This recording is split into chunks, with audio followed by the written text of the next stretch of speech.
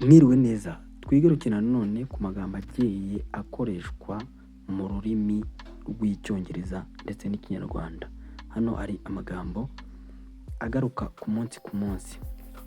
Twikomeze twagiye to achieve, kugera ku kintu. To achieve ni ukugera ku kintu. To suffer, kubabara. To see, kubona. To think, to thank, gushimira.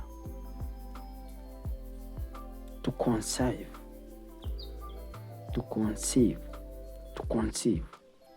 gusama. To apologize, gusaba imbabazi. To apologize, gusaba imbabazi. To suggest, gutanga igitekerezo. To suggest, gutanga igitekerezo. To discuss, kuganira ku kintu. To discuss. To offer, gutanga. To offer, gutanga. To miss, kubura cyangwa gukumbura. To miss, kubura cyangwa gukumbura. To lynch,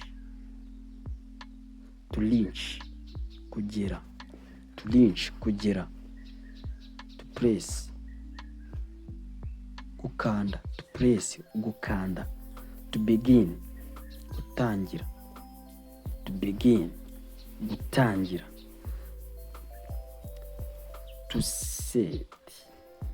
sit, kwicara. To sit, kwicara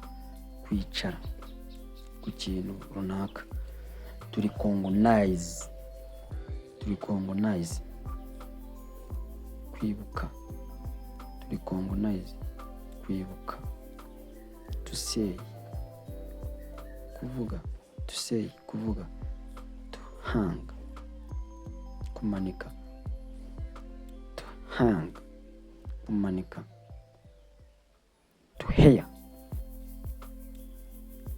hear, gukodesha. To hire, to hire, kukodesha.